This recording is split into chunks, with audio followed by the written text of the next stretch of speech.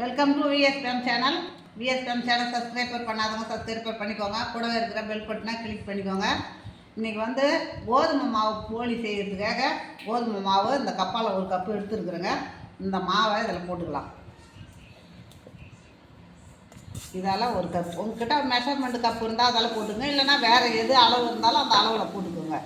இப்போ மஞ்சத்தூள் கொஞ்சமாக ஒரு பிஞ்சு மஞ்சத்தூள். இப்போ அதுக்கு தேவையான உப்பு ஒரு பிஞ்சு. இப்போது அதுக்கு இப்போ பூரணம் வைக்கிறதுக்காக 2 ஸ்பூனு ரவை, இப்போ நெய், ஏலக்காய் பொடி பண்ணுறதுக்காக இப்போ சர்க்கரை கொஞ்சமாக அதில் சேர்த்துருக்குறேன். இப்போ பாதாம் ஒரு 5, முந்திரி ஒரு 20 இருக்கும் முந்திரி.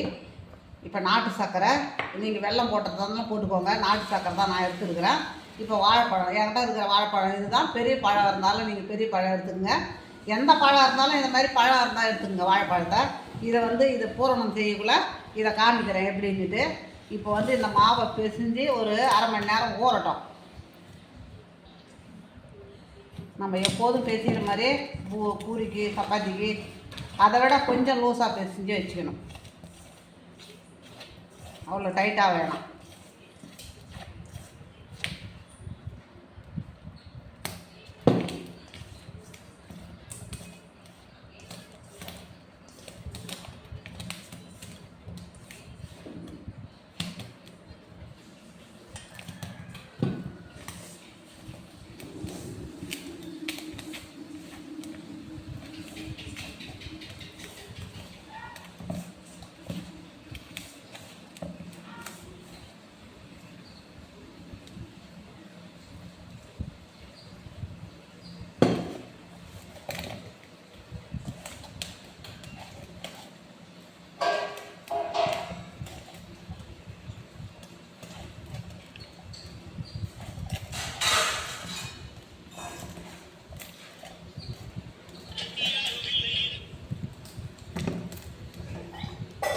லூஸாக இருக்கும்.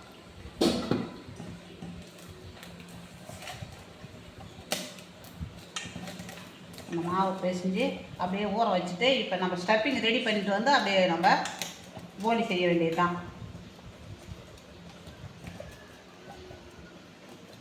இப்போ நம்ம இந்த நெய்யில் கொஞ்சம் போட்டு பிசைஞ்சிக்கலாம்.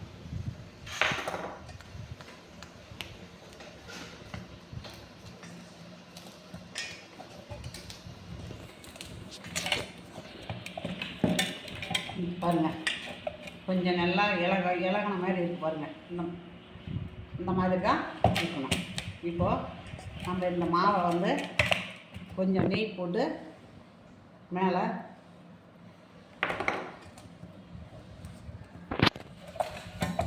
நெய் போட்டு நம்ம இந்த மாதிரி வச்சிட்டோம்னா அது மாதிரிலாம் ஈரம் காயாத இருக்குங்க. நம்ம ஈரம் காயாத இருக்கிறதுக்கு மேலே இலை இருந்தால் இலை போட்டு மூடிடலாம். அப்படி இல்லைன்னா இப்போ மாவு வைக்க கப்பாலே இப்படி மூடி வச்சிடலாம். இப்படி மூடி வச்சா நம்ம இப்போ இந்த ஸ்டஃப்பிங் ரெடி பண்ணலாம். வாங்க, அடுப்பு ஆன் பண்ணிக்கலாம். அடுப்பு ஆன் பண்ணிங்கன்னா இப்போ நெய் கொஞ்சம் போட்டுக்கலாம்.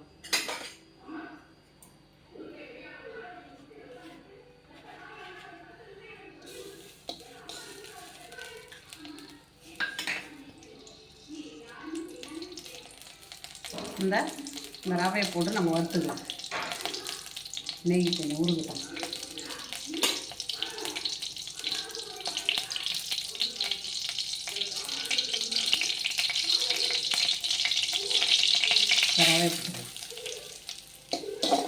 நல்லா வறுத்துட்டு கொஞ்சமாக இப்போ இதில் கால் எடுத்தோம், முக்கால் பண்ணிட்டு அதை வேக வச்சுக்கலாம். நல்லா நெய்யில் வறுத்துட்டு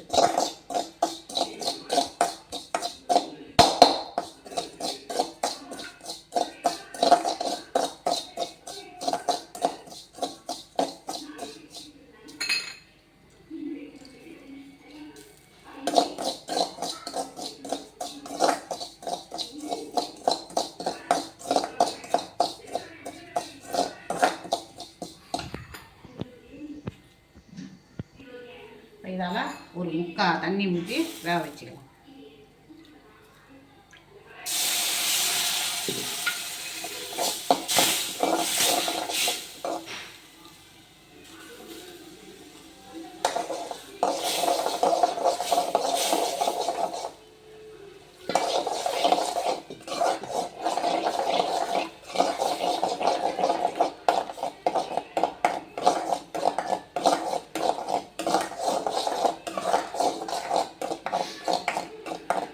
பாருங்கள். இப்போ ரவை நல்லா வெந்துருக்கு பாருங்கள். இப்போ அதுக்கு தேவையான தண்ணி ஊற்றி நம்ம வேக வச்சுட்டோம். இப்போ இந்த வாழைப்பழத்தை நல்லா மிக்சியில் அரைச்சி வந்துருக்குறேன். இதை இதில் போட்டுக்கலாம்.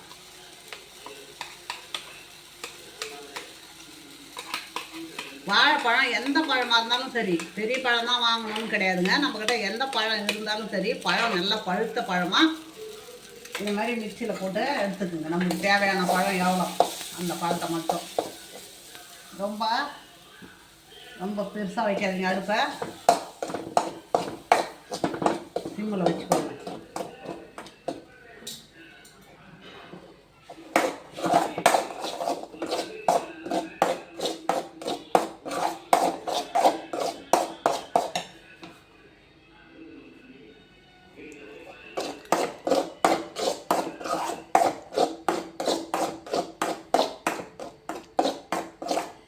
இப்போ நாம் இந்த முந்திரி பாதாம் இப்போ உடச்சி வச்சுருக்குறோம் பாருங்க, இதை போட்டுக்கலாம்.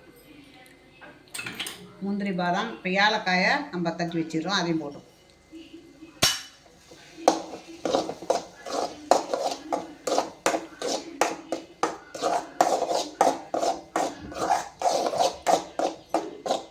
இப்போ இதுக்கு ஒரு சிட்டிக்கே உப்பு போட்டுக்கலாம். ஏன்னா எவ்வளோதான் இனிப்பு போட்டாலும் நம்ம ஒரு பிஞ்சாவது உப்பு போடணும்.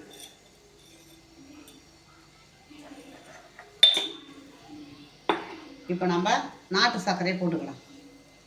நாட்டு சர்க்கரை நான் எடுத்துருக்கேன் பாருங்கள்.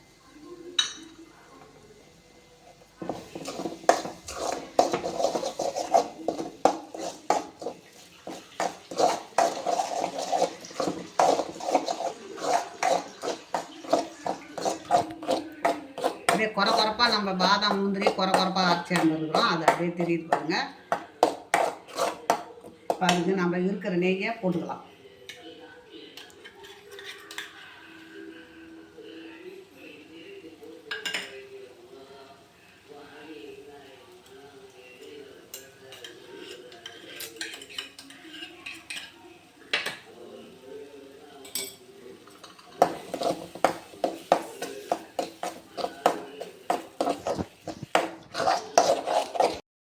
இது அப்படியே ஆறினா நம்மளுக்கு ஸ்டஃபிங்கே உள்ளே வைக்கிறதுக்கு ஆறிடுச்சுன்னா கட்டி ஆகிடும்.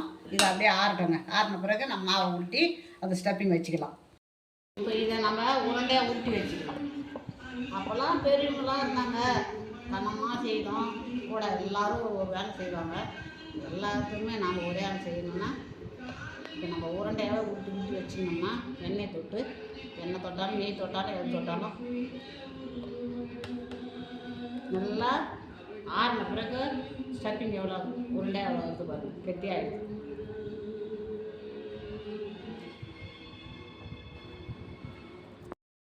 இப்போ பாருங்கள், நல்லா 1/2 மணி நேரம் ஆகிடுச்சு பாருங்கள்.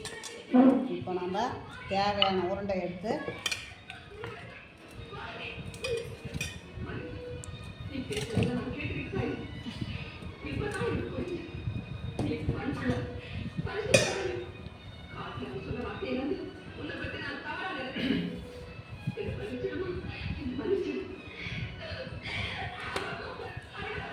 இப்போ நம்ம இதை மாதிரி பின்னிக்கணுங்க.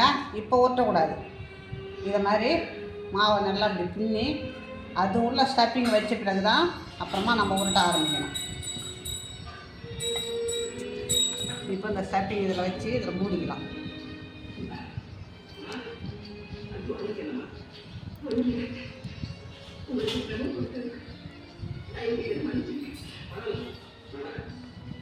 இப்போ நம்ம இதை மெதுவாக உருட்டணும். ஆனால் அழுத்தம் கொடுத்து உருட்டக்கூடாது.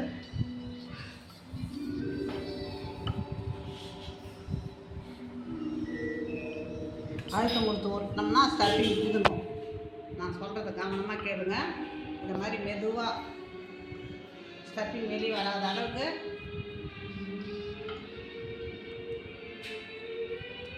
ரொம்ப மெல்லிசாவும் இல்லாத, ரொம்ப தடிமனாலும் இல்லாத, நம்ம எந்த அளவுக்கு எடுத்து நமக்கு தெரியும். ஒரு கை அளவு எப்படி மாவு எடுத்தோம், எந்த அளவுக்கு உருட்டோம் நம்ம அந்த மாதிரி ஊட்டிக்கோங்க.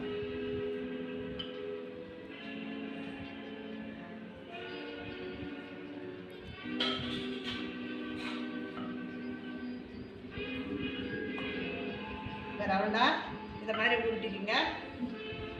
நம்ம அப்படியே தோசை கட்டையில் போட்டு எடுத்துக்க வேண்டியது தான். இப்போ இருக்கிறத பூரா இதே மாதிரி நம்ம உருட்டிக்கலாம். தண்ணி வச்சாச்சுங்க, சூடு ஏறிடுது. இப்போ நம்ம கொஞ்சமாக எண்ணெய் ஊற்றிக்கலாம். இப்போது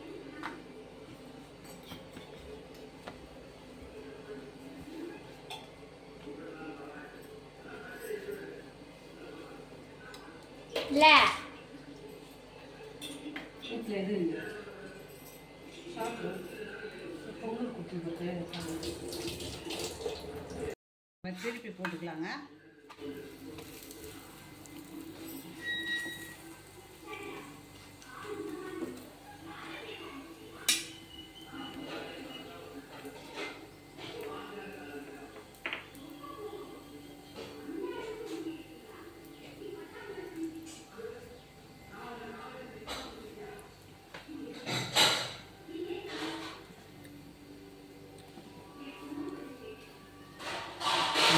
நல்லா அழகாக கிளம்பும்.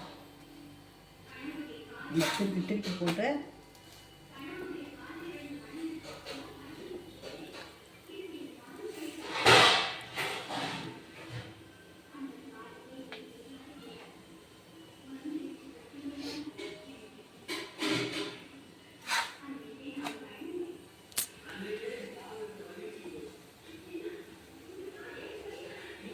இப்போ நம்ம எடுத்துக்கலாங்க.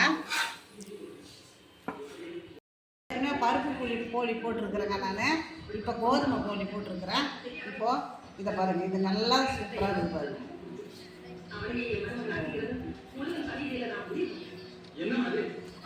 ஸ்டஃபிங்லாம் எவ்வளோ அழகாக இந்த மாதிரி தாங்க இருக்கும். இது கோதுமை போலி.